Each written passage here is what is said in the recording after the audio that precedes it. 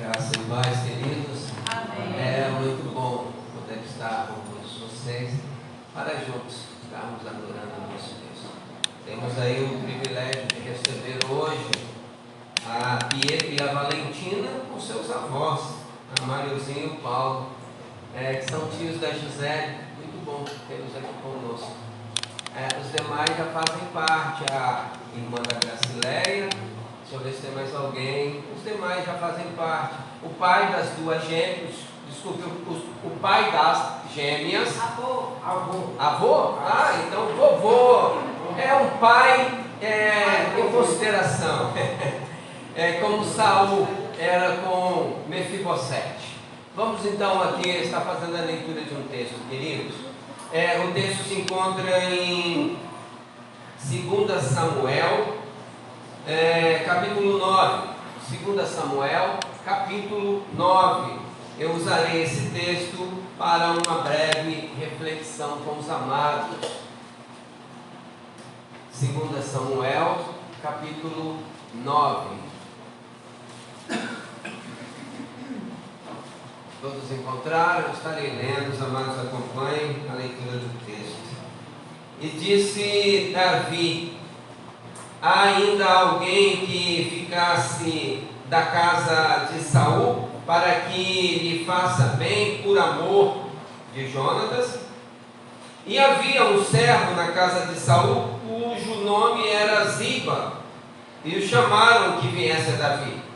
E disse-lhe o rei: és tu Ziba? E ele disse: servo teu. E disse o rei: não há ainda algum da casa de Saul para que use com ele de beneficência de Deus? Então disse Ziba ao rei: ainda há um filho de Jonatas, aleijado de ambos os pés. E disse-lhe o rei: onde está? E disse Ziba ao rei: eis que está na casa de Maqui, filho de Amiel, em Lodebar. Então mandou o rei Davi e o tomou da casa de Maqui, filho de Amiel, de Lodebar. E vindo Mefibosete, filho de Jonatas, filho de Saul, a Davi, se prostrou com o rosto por terra e se inclinou. E disse Davi: Mefibosete. E ele disse: eis aqui teu servo. E disse-lhe Davi: não temas, porque de certo usarei contigo de beneficência por amor de Jonatas, teu pai, e te restituirei todas as terras de Saul, teu pai, e tu de contínuo comerás pão à minha mesa. Então se inclinou e disse: quem é teu servo, para tu teres olhado para um cão morto tal como eu? Então chamou Davi a Ziba, moço de Saul, e disse-lhe: tudo que pertencia a Saul e de toda a sua casa tenho dado ao filho de seu senhor. Nós conhecemos esta trajetória por músicas e por já ter ouvido pregações acerca desse indivíduo chamado Mefibosete. Eu quero trazer algumas características que vão estar dando suporte para este texto lido. O primeiro é que Mefibosete, ele era filho de Jonatas, que por sua vez neto do rei Saul. Saul e Jonatas, ambos, fizeram com Davi uma aliança. Aliança essa que foi proposta que, se porventura acontecesse alguma coisa com Saul com Jonatas, Davi, ele tomaria conta de seus familiares. Foi uma promessa acerca de uma aliança que eles firmaram. E culminou em que ambos foram mortos por filisteus em uma batalha. E nesse ímpeto deles terem sido mortos, ficou sabendo o povo que tanto o rei Saul quanto seu filho Jonatas havia sido morto em uma batalha contra os filisteus.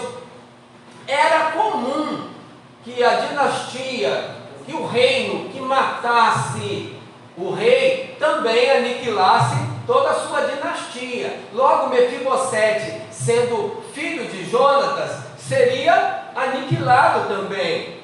E aí a ama, que tomava conta de Mefibosete, porque ele era ainda muito criança, o pegou no colo para fugir, para que ele não fosse morto. E nessa tentativa, a criança caiu e ficou com deficiência física em ambos os pés. E foi levado para Lodebar, na casa de Maquir. Fato é que Davi, nessa narrativa lida pelos irmãos, para os irmãos, Davi, ele se lembra da aliança e manda chamar Ziba, que era servo de Saul, do rei Saul. E aí Ziba veio e ele perguntou: há alguém da casa de Saul para que eu possa usar de beneficência? E aí eles se lembraram: tem sim, tem alguém em Lodebar, na casa de Maquir, chamado Mefibosete, traga-o. E ele foi lá buscá-lo. E quando o buscou, ele chegou humilde, com uma sensação de inferioridade, dado a uma etapa de vida que ele passara anteriormente. E Davi disse a ele que daria a ele, por uma aliança feita aos seus pais, ao seu pai e ao seu avô, daria a ele todas as terras que pertenciam e que era digno, e que ele tinha merecimento por hereditariedade. E mesmo assim, ele se coloca como um cão morto diante do Senhor, tendo dito Davi que ele passaria a fazer parte do contexto familiar de Davi, porque estar à mesa para aquele período era se integrar ao contexto familiar. Ele seria trazido para esse contexto familiar. E aqui eu fico imaginando um menino que era herdeiro de um grande trono e que vivia em uma condição maravilhosa, porque era neto do rei, tinha tudo o que precisava. Em função de uma circunstância adversa, de uma fatalidade, ele é levado para Lodebar, lugar de miséria, lugar de escassez, e vai viver na casa de Maquir, a favor. Esse Maquir, o entendimento que alguns teólogos têm acerca do mesmo, é aquele mesmo que um dia acolheu Davi, quando Davi estava fugindo do rei Saul. Então, Maquir acolheu a Mefibosete. Mefibosete tinha um filho chamado Mica. A sua vida naquele lugar de miséria, naquele lugar de escassez, certamente era um contraste com o que era proposta de vida para o mesmo na origem. Ele, quando sentiu a fatalidade, ele foi levado ao lugar de opróbrio. Eu fico aqui imaginando um paralelo entre o ser humano, que quando criado, fora criado para ser eterno com Deus, mas o pecado interrompeu esse processo, tendo como consequência a intrusa morte no contexto humano. E o homem passa desde então a viver num estado de condenação, esperando a condenação. A semelhança de estados, não a semelhança de formas, mas a semelhança de estados. O que Mefibosete estava passando em Lodebar pode ser comparado à semelhança do que nós, quando o pecado foi inserido em nossa circulação sanguínea, nos infectando e nos tornando aquém daquilo que era a proposta de criação, gerou a nós. A dor passou a ser integrante da nossa condição humana. O pecado, ele trouxe consigo muitas possibilidades de tristeza, de temor, de terror. Então podemos fazer um quadro comparativo a esses dois momentos. Os momentos em que nós, seres humanos, vivemos pelo estado de condenação gerado pelo pecado, porque o salário do pecado é a morte, e o estado em que Mefibosete estava passando, tendo a sua deficiência física e estando em um lugar árido, um lugar de miséria, porque o nome Lodebar significa lugar de miséria. E aí, Davi se lembra da aliança e manda chamar Mefibosete para ser acolhido em sua casa. A semelhança dessa aliança de Davi com Jonatas, a aliança entre Deus e Jesus. João 3,16: Deus amou o ser humano de tal maneira que deu seu Filho único para que todo aquele que nele creia não pereça, mas tenha a vida eterna. Há uma aliança estabelecida para que todo aquele que nele creia não pereça, mas tenha vida eterna. A aliança feita entre Deus e Jesus repercute, reverbera em nós, nos alcança. Todo aquele que nele crê não perecer, mas ter vida eterna. São alianças feitas. E a aliança, ela se concretiza quando Cristo, como ovelha muda, vai ao matadouro e ele se coloca à cruz do Calvário, toma sobre si a iniquidade de todos nós. Conforme está em Hebreus, sem derramamento de sangue não haveria remissão de pecados. E ele cumpre o que havia sido combinado entre Deus e Jesus. E a partir daí, se com nossa boca confessarmos a Jesus como Senhor, de nosso coração crermos que Deus ressuscitou Jesus dentre os mortos, nós seremos salvos, como está em Romanos capítulo 10, versículo 9. E em Atos 4,12 diz que em um único só há salvação, pelo qual importa que sejamos salvos. A aliança feita por amor a nós. Porque merecíamos? Não. Porque o Senhor nos ama, e isso para Ele é suficiente. Ele nos possibilitou essa aliança para nos tirar do lugar de miséria. E qual é o lugar de miséria? Aí você pode pensar, não, mas eu materialmente tenho uma boa vida. Eu tenho momentos de alegria nesse contexto de vida que tenho dificuldades, mas tenho vida. Só que há um detalhe importante a ser destacado, é que quando você morrer, e a morte é um encontro inevitável e surpreendente, a gente não sabe o tempo em que vai acontecer. Quando morrer, você vai para onde? Há dois possíveis destinos de quando morrermos. Se aceitarmos a aliança feita entre Deus e Jesus em favor a nós, nós iremos viver a eternidade na casa do Pai, na mesa do Pai. Do contrário, não o faremos, não viveremos, continuaremos em Lodebar, lugar de miséria. Eis a questão. É um comparativo, guardado as suas devidas proporções, mas que nos leva à consciência o que nos espera. É possível que Mefibosete quisesse aqui dizer para Davi: não, Davi, eu não quero me juntar a você em sua mesa, eu vou continuar na casa de Maqui, em Lodebar. Da mesma forma, é possível que nós venhamos a dizer para Cristo: eu não quero a sua salvação, o que você fez por mim na cruz do Calvário foi feito, só que eu não te pedi, então eu não quero. Eu quero continuar a viver como eu vivo. Eu estou descartando a possibilidade de o seu sacrifício ser para mim. Eu não estou considerando o seu sacrifício. Podemos fazer isso também. E quando eu não decido, quando eu não confesso com minha boca, quando eu não creio com o meu coração, eu estou dizendo para Jesus que eu não quero. O que ele fez foi bonito, eu achei interessante, mas isso não é para mim. É a mesma coisa se Mefibosete dissesse para Davi: eu não quero participar da sua mesa, eu vou continuar lá em Lodebar. Só que não foi isso que aconteceu.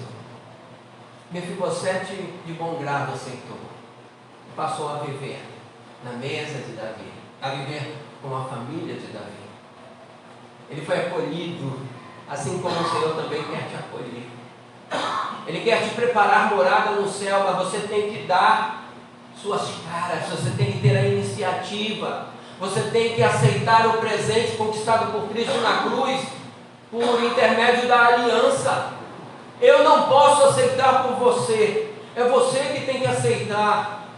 Se com tua boca confessar a Jesus como teu Senhor, e de teu coração crer que Deus ressuscitou Jesus dentre os mortos, você será salvo. Esse é o passaporte que te leva à vida eterna, na casa do Pai, na mesa do Pai, para viver uma eternidade maravilhosa. Essa é a atitude que você tem que tomar. Aí você pode parar para pensar: ah, mas eu não fiz nada para merecer. Não é por seu merecimento. Nada que você fizesse alteraria esta condição estabelecida, porque era com sangue puro. E o único sangue puro que foi pago por Cristo Jesus era suficiente preço para tal. O seu sangue não. Então você não tinha como pagar, Jesus pagou para você. E Ele disponibiliza. O que você deveria fazer, Ele fez. O esforço que você deveria adotar, Ele teve. Por meio de sangue e sofrimento. Ele só espera que você faça valer a pena o que Ele fez por ti na cruz. E aceite esse presente. Presente de salvação. Ele quer viver contigo na eternidade. Ele quer dizer, e aqui uma analogia, Ele quer dizer para os anjos trabalhadores do céu: eis mais um que adentra a eternidade, preparai, pois, a morada desse que também está por vir. Mas para isso você precisa dizer com a sua boca, assim como Mefibosete disse: eu aceito. Mefibosete se sentia como um cão. Ele tinha completa rejeição de inferioridade dada as circunstâncias vividas.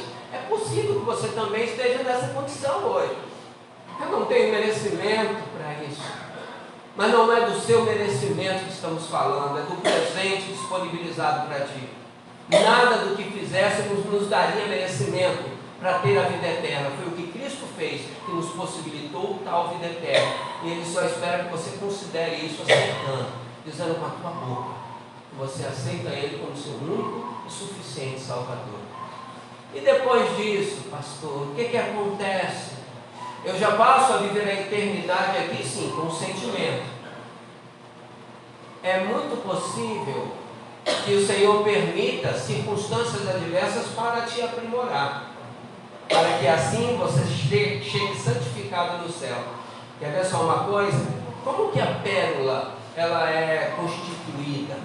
Uma concha no fundo do mar. E aí qualquer tipo de cisco, seja um grão de areia, um cisco ou uma bactéria, que adentrar ali e causar arranhaduras no lado externo da concha. Desculpe, no lado interno da concha. A concha, por inteligência da criação de Deus, libera uma substância que vai criando camadas ao redor daquele intruso, daquela pedrinha, seja o que for que causou as machucaduras. Sem a machucadura interna, não haveria a criação da pérola.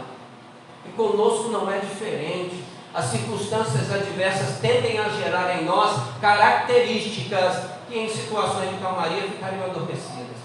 Nós somos o que somos hoje, dado as experiências vividas com base nas circunstâncias permitidas por Deus, nas circunstâncias adversas permitidas por Deus. Quando hoje você aceitar o sacrifício de Cristo na cruz como um presente de salvação para você, como fez Mefibosete aceitando ir ter na casa do rei, quando hoje você assim o fizer, você não vai estar isento das possíveis dificuldades, mas uma coisa é certa: o Senhor estará contigo. Ele diz para você: você não tem que fazer isso sozinho, Ele vai estar contigo em quaisquer circunstâncias. Só lhe resta aceitar o presente conquistado por Cristo na cruz para você. Um dos ladrões da cruz, o Dimas, disse para ele: mestre, quando entrares no teu reino, lembra-te de mim. Ele era composto de muitos pecados, mas de imediato o Senhor disse: ainda hoje estarás comigo no paraíso. O Senhor quer que você faça parte do grupo de pessoas que viverá a eternidade com Ele, uma eternidade maravilhosa, onde nem olhos viram, nem ouvidos ouviram, e nem subiu ao coração do homem aquilo que o Senhor tem preparado para nós. Ele te quer neste lugar. Ele quer que a partir de hoje ele já comece a construir a sua morada no céu. Mas você tem que falar com a tua boca, você tem que tomar uma decisão. Se você ainda não aceitou a Cristo como teu Salvador, ainda não aceitou o presente conquistado por Cristo na cruz por você, e quero fazer hoje, eu te convido a ter a iniciativa de ter uma atitude acenando para Cristo que você hoje decide. E essa atitude é levantar uma das suas mãos. Eu quero orar por sua vida. A Bíblia fala que tudo que é ligado na terra é ligado no céu. Então você tem que tomar a sua atitude. Você tomando a atitude hoje, certamente você já vai ter se acometido da promessa de que não hoje, tá? Mas de que num dia oportuno em que o encontro com a morte acontecer, você terá a entrada no céu. Seu passaporte será assegurado por sua decisão. É você que decide. Não sou eu que decido para você. Não é um parente seu que decide para você. É você que decide. Se com tua boca confessar a Jesus como teu Senhor, de teu coração crer que Deus o ressuscitou dentre os mortos, você é salvo e vai viver a eternidade com o Pai. Você quer aceitar o presente que Jesus conquistou por ti na cruz do Calvário com muita dor? Se quiser, levante uma das suas mãos. Eu quero orar por sua vida. Alguém aqui entre nós que ainda não aceitou a Cristo, eu gostaria de fazer essa noite, entendeu a mensagem e quer tomar uma decisão, se há, levante uma das suas mãos. Nós vamos orar por sua vida. Alguém? Amém. Nós vamos então encerrando a mensagem falada. No entanto, o que eu espero é que reverbere dentro de você, é que continue te levando a possíveis atitudes, é que esta mensagem faça diferença no seu pensamento, é que ainda hoje, antes de botar a sua cabeça para dormir no seu travesseiro, você chegue à conclusão de que precisa tomar uma decisão, essa decisão conquistada por Cristo na cruz, por você e por mim. Nós vamos orar e em seguida estaremos encerrando o nosso culto coletivo desta noite. Vamos falar com o Pai. Pai querido, Senhor eterno, nós te bendizemos, te louvamos e te agradecemos. Nós confiamos no Senhor. Ó Pai, entendemos que esta noite a tua palavra mexeu com alguns dos teus filhos que ainda não tomaram a decisão. É compreensível. Os que aqui estão no templo, os que estão em seus lares acompanhando, Pai, que ainda hoje se tome essa decisão, se declare a Ti como o único e suficiente Salvador, como o meio com o qual possam ir viver a eternidade contigo, porque o Senhor é o caminho, a verdade e a vida. E ninguém vai viver a eternidade com o Pai, senão por Ti.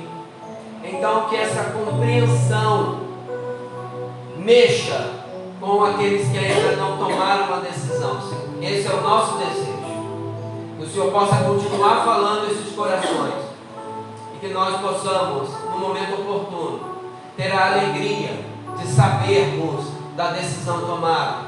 Porque a Bíblia diz que quando a festa aqui, a festa no céu, e nós queremos usufruir desta festa por uma vida que se prostra diante de Ti e que aceita a salvação conquistada por Ti na cruz.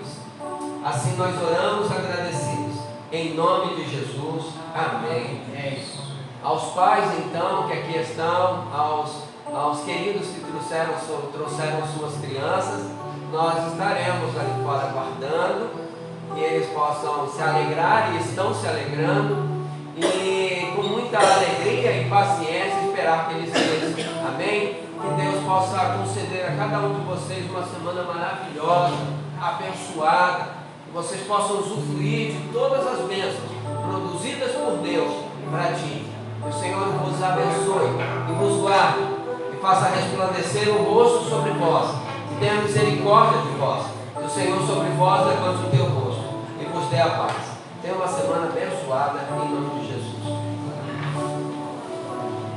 Existe um rio